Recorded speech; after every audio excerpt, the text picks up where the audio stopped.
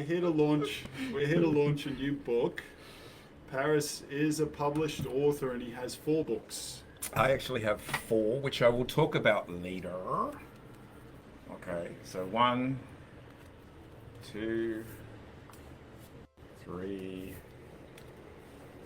and 4.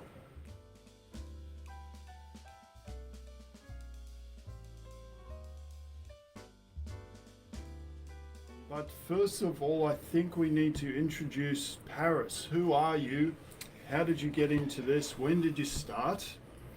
And when did you start the group? Well, I got into fortune telling when I was 19.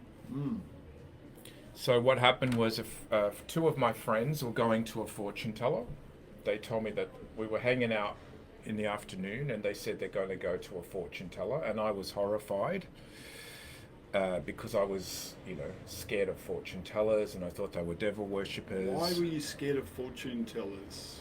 Well, I'd never encountered one before, and I was also always told as a kid growing up that they're evil and it's against the law, against the Bible, not against the law. And I believed it, And my 2 friends were going, and I told them not to go. I warned them that it was bad. But they were Buddhist. They weren't Catholic. So they didn't have any qualms about it. And in Buddhism, seeing a fortune teller or an astrologer was not unusual.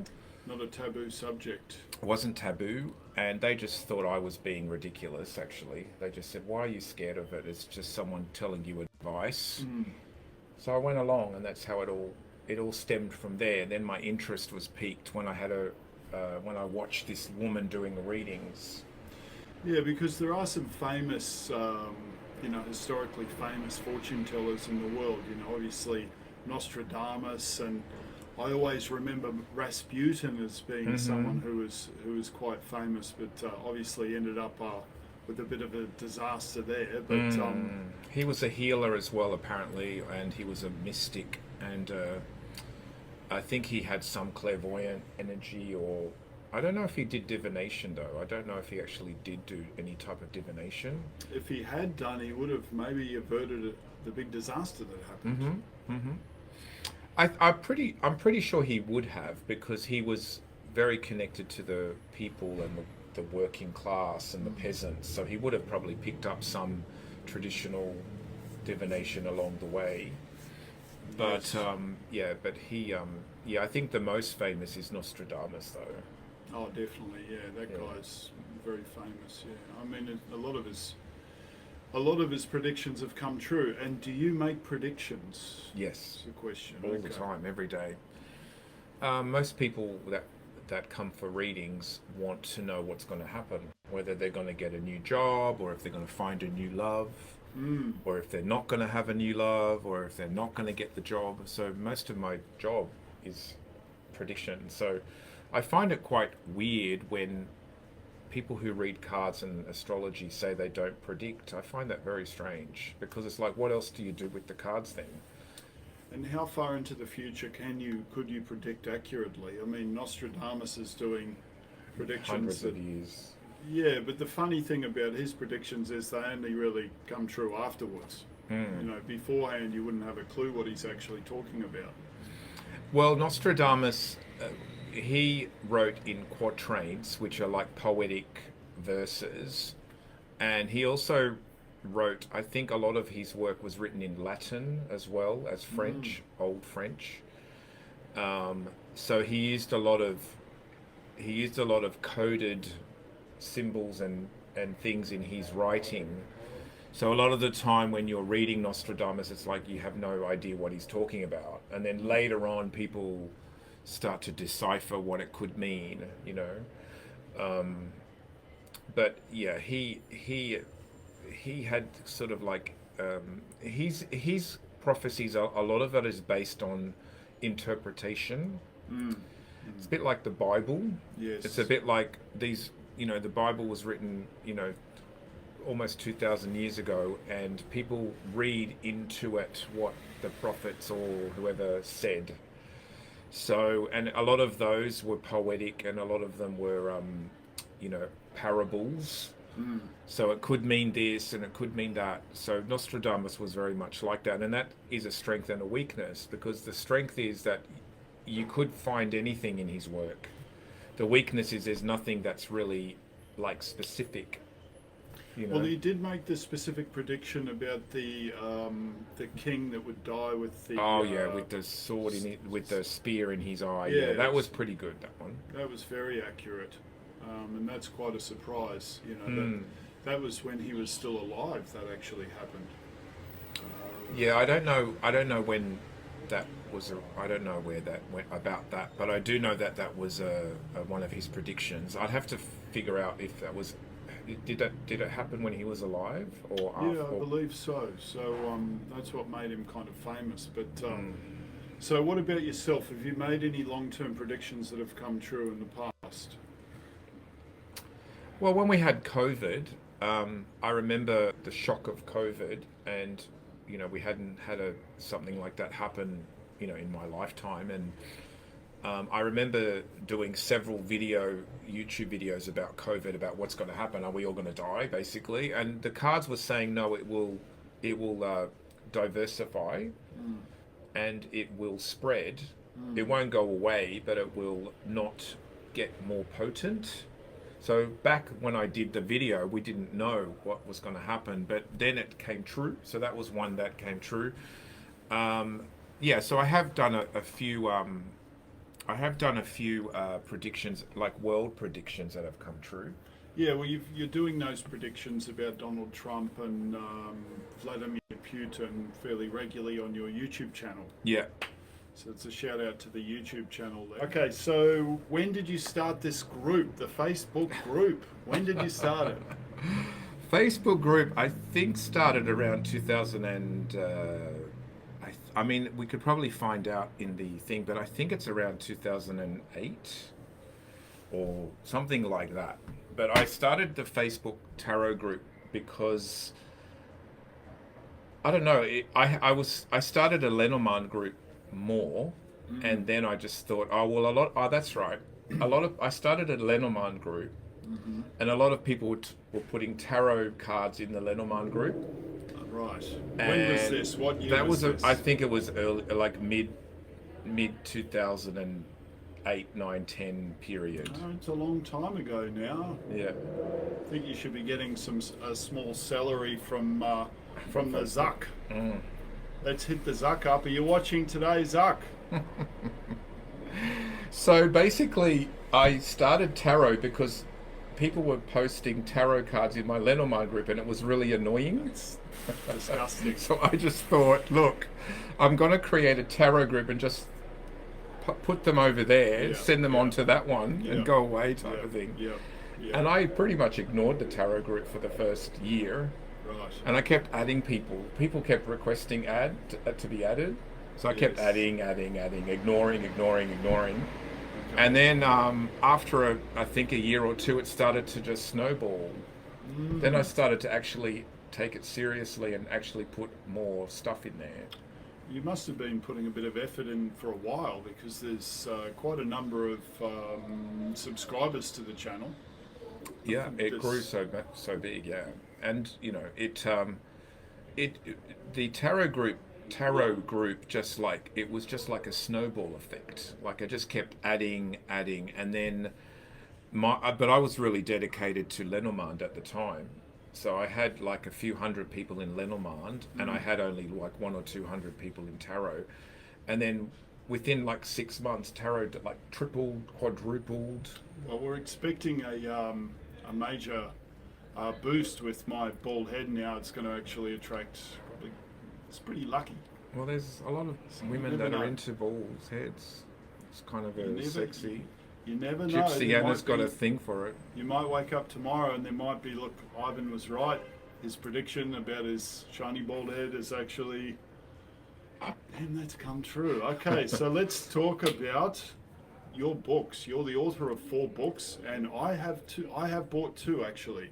I've bought the Lenono in the past, and I also bought the Trinity Yeah. fortune telling cards. The Lenono is really fantastic. I enjoy it. What is it? It's a version of. Lenormand, It's a isn't it? smaller version of Lenormand, and it's I've taken out all of the weird Lenormand things that I thought didn't work, basically. Okay. And I simplified it. I made it more like juicy and more direct. And I find it really, really good for love readings, especially. But you could use it for any topic. But I find it really works with clients who want to know about a lover, or a man, or a woman. And that brings us to our next book, which is Find Your Your Desire. Desire. Find Your Desire was originally made for women clients. It was originally called Find a Man. Okay. So what was happening with my clients was a lot of the clients were coming for readings, wanting to know when they're going to meet Mr. Right. And the tarot, common question. yeah. And what would happen was the tarot would throw a tower, a death card, a hermit, a hangman at me. Yikes. And I would try to tell the client there's no love there. It's not happening, and what are you doing? And often they will sit there very unhappy and glum looking and wanting me to conjure up a man, from nowhere. And then I started to realize, maybe the client needs to take some action, make some changes, not expect me to find this new their future man's phone number. Yeah. You'll find him psychically, psychically pull out his name and phone number, and where to meet him. So I started to put the emphasis back onto the client. So there's the man right in the middle, and then you've got to find your way to find him. But then when I was writing the book, me and my editor, one of my editors, the fabulous Amanda Fleming. Shout out to Amanda. She sort of said, well, maybe you need to make it more that everyone, it's not just for men. Maybe look at creating a book and cards for women, for men, for everybody. So I changed it. So you're saying a male could use this book to find a woman. And how would you actually do that? Does this come with a group of cards as well? Well, this book has cards in the back. Okay. Cut out cards. Okay. So people could, if people want to buy this book, that there's a deck of cards already there that you can just cut out, or you can also buy a deck of cards from me as well. I sell them separately. How much is this book? These are 30 Australian dollars. Okay, $30. And how much are the cards that go with them? The little cards that go with them, the extra cards, I think are $20. Okay, so you can buy 20 a set here. Australian. So if you're in America and you want to buy this book, it's only about the equivalent of about $30 US dollars. For book and cards would be about $30 American dollars. And you can find your man or find Hang on, your but we've got to figure out if we're going to add tariffs to that. Oh, that's so right. it's going to be like 95% tariffs on top of that. No, we only put 10% on. 10%. Yeah. Oh, Australia gets 10% tariff. No, but they pay it, not us. I don't know. It's yeah. So Americans just factor in an extra 10% from Australia. That's right. How about if we I can't send it from Europe because they're getting charged more. Okay, yeah, well, no. I can't send it from Singapore either because they're getting charged way more. Look, if we send it to Donald Trump, it's going to be double, all right? But if it's anyone else, it's just normal price. I wonder how that how would that work? That if I'm sending a book to someone in America, how would they pay tariffs on that? I don't think they would.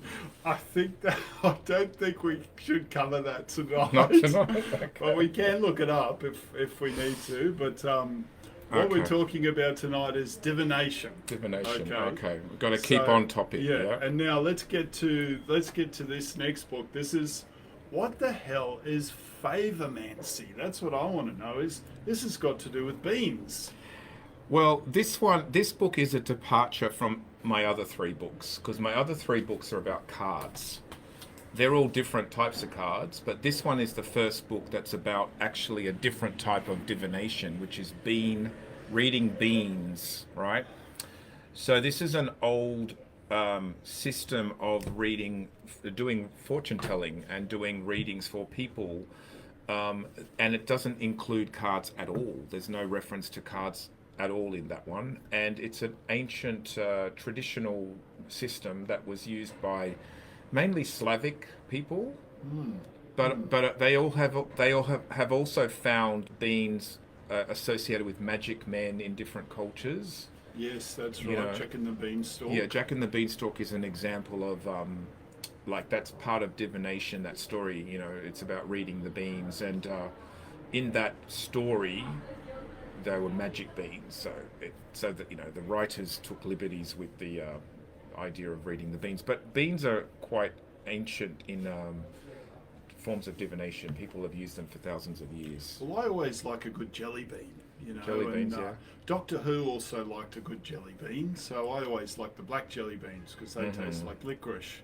Yeah. But maybe we could run a little poll here and see what flavour jelly bean do you like, viewers out there.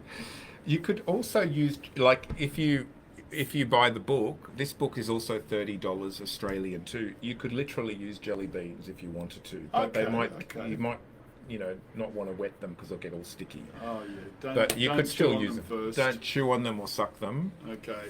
And but you could use jelly beans. So within all of these, I'm getting the sense there's 4 books here at the moment, and I believe you're working on more. Yes. And I get the sense that these are all sort of innovations. They're all something a little bit different than you're actually creating your own ways of divination. Would I be right in saying that? Those 4 are all unique to me. I will be writing another one about Lenormand, which is not my system. But those 4 books are all my innovations, yes. And I've got other books that I'm working on that are Okay. as well. So getting back to the love reading, how do those books? How does this one find your desire, for example? How would you use this to find your partner? Is it about finding someone in the same way that you would go on Bumble or one of these things and try and find a partner? And I know a lot of people have been unsuccessful using internet dating in the past. If that sometimes is the case, like for example, there's a card here that says Traveler Network, right? And there's another one that says. So it actually provides you guidance as to what you should do to find your So your perfect if they ask me, will I meet someone new, and they get the card Traveler Network, I would say possibly get on the internet. Network is internet. Okay. And there's other ones. There's a whole range of the different books, the different cards, and they basically connect the man card up here with the heart, which is the client. Now, this deck is also suitable for gay guys, for gay girls. It's for everybody. So it's not just men, but men and women. But So I notice there's a man there. Yeah. But would that be? Is there also a female card for the men that are looking for a? Well, the heart is the love interest. I see. So I if you're a man and you're looking for a woman or a man, the heart can be your desire. Okay.